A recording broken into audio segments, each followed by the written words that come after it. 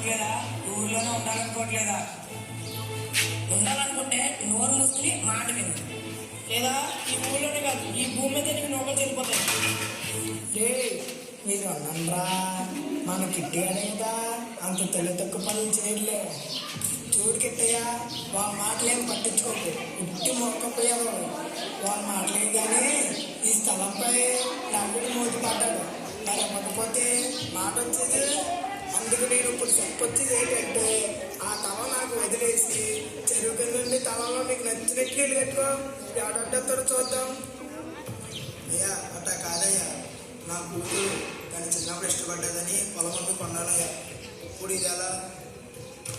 ఏరా బలిసిందా? నాకెదురు చెప్తావా?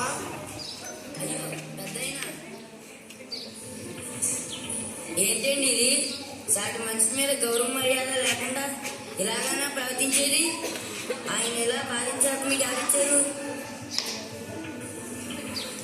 ఇదిగో వకీలు, నీకు వెళ్దానుకుంటా. ఈ ఊర్లో ఎవరికి ఎక్కవాలన్నా నా ఇష్టమే. అలాంటిది నాకు ఇంకోటి ఎక్కవడం ఏంటయ్యా? డబ్బు బలంతో మందిని వెనకేసుకుని నీ ఇష్టాన్ని చేస్తూ ఉంటూ ఊరుకునేది లేదు. న్యాయబద్ధంగా రాజ్యాంగం కల్పించిన హక్కులను అందరిలాగే ఈ ఊరు వారు కూడా పొందేలా నేను చేస్తాను. అబ్బే, బాగా చదువుకున్న వాళ్ళతో ఇదేరా ఇబ్బంది. ఓ పట్టాన్ని ఏదో అర్థం చేసుకోరు. అయినా నీ పిచ్చి కానీ నన్ను కాదని నీకు ఎవరు సపోర్ట్ చేయరు. ఎవరు సపోర్ట్ చేసినా చేయకపోయినా ఆధారాలు ఆయన వైపు ఉన్నంత వరకు రాజ్యాంగపరంగా ఏర్పడిన వ్యవస్థలే ఆయనకు రక్షణ కల్పించి న్యాయం చేస్తారు. అయినా ఇలాంటివన్నీ నీలాంటి మూర్ఖులకు తెలియలేదు. రాజ్యాంగం తెలుసావా?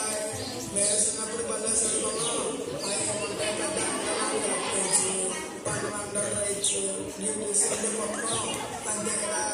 అదేదో పెద్ద మహాగ్రంథం అన్నట్టు అది పట్టుకుని ఎవరైనా అంబేద్కర్ ప్రతి సెంటర్లోనే విగ్రహాలు ఒకటే చూడలేకపోతున్నారు బాబు. ఏంటి రాజ్యాంగం అంటే ఒక పుస్తకమా? సార్, రాజ్యాంగం అంటే ఎవరో ఒక వ్యక్తి తనకు తట్టిన ఆలోచనలను ఒక పుస్తకంలో రాయడం కాదు సార్. అసలు రాజ్యాంగం అంటే ఏంటో తెలుసా? దాని వెనుక ఎంతమంది ఎన్ని సంవత్సరాల శ్రమ దాకుందో తెలుసా?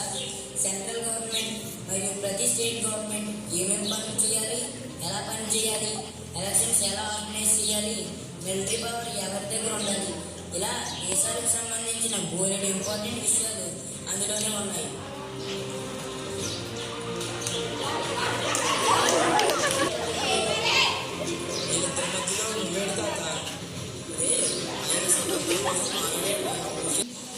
ఈ రోజు మీకు స్వేచ్ఛ స్వతంత్రం అన్ని ఏ శ్రమ లేకుండా పొందేసరికి వారి విలువ పూర్తిగా తెలియకుండా పోయింది. ఇప్పటికీ దేశంలో ప్రజలు ఏం తినాలి, ఎలా ఆలోచించాలి, ఎక్కడ ఉండాలి, ఎలాంటి బట్టలు వేసుకోవాలి, ఇలాంటి విషయాలన్నీ కంట్రోల్ చేసే నార్త్ కొరియా లాంటి దేశాల గురించి తెలుసుకుంది. మనకు స్వతంత్రం వచ్చే సమయానికి రాజ్యాంగం అనేది ఈ దేశంలో నివసించే 35 కోట్ల జనాభా యొక్క కళ, 2 శతాబ్దాల వేదనకు నిరీక్షణ, 9 దశాబ్దాల ఆకాంక్ష, అణగారిన వర్గాల జీవనాడి. దేశం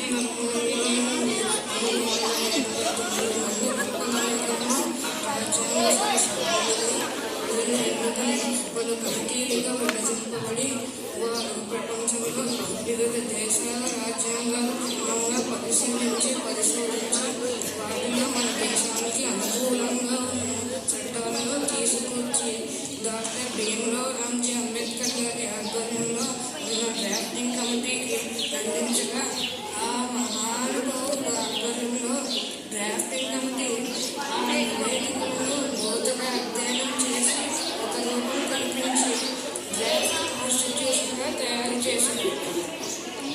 ఆపై రాజ్యాంగ సభలో సభ్యులందరూ డ్రాఫ్ట్ కాన్స్టిట్యూషన్పై సుమారుగా 6 నెలల సుదీర్ఘ చర్చలు జరిపి 2473 మార్పులు చేసి అందరి ఆకాంక్షలను నెరవేర్చేలా ఉన్నది అని ధృవీకరించే నవంబర్ 26, 1949 మన రాజ్యాంగాన్ని ఆమోదింపజేశారు.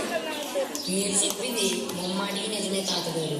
మన దేశం తర్వాత స్వాతంత్రం సాధించిన చాలా దేశాలలో పౌరులు దయనీయమైన మరియు దుర్భరమైన జీవితాలను గడుపుతున్నారు కేవలం దృఢమైన రాజ్యాంగం లేకనే. అసలు ఇన్ని కోట్ల జనాభా ఉండి ఇన్ని రకాలైన మతాలు, కులాలు, భాషలు, ఆచారాలు కలిగి ఉండి కూడా 75 సంవత్సరాలకు పైగా ఎంతో సామరస్యంగా కలిసి ఉండడం చూసి మొత్తం ప్రపంచమే ఆశ్చర్యపోయేలా మన భారతదేశం ఈ రోజు ఇలా నిలబడగలిగిందంటే అది కేవలం ఆ మహనీయులందరూ కలిసి మనకు అందించిన ఈ రాజ్యాంగం వల్ల మరియు దానిని గౌరవించి అనుసరించే నాయకుల వల్లనే. సో రాజ్యాంగం జస్ట్ ఒక పుస్తకం కాదు sir, it's a way of our life, every Indians way of life. వాళ్ళు చెప్పేటా పోనీ అనరా, రాజ్యాంగం అంటే చాలా గొప్పదిరా, అంబేద్కర్ మహాత్ముడురా, ఇలాంటి మనతో ఇంకా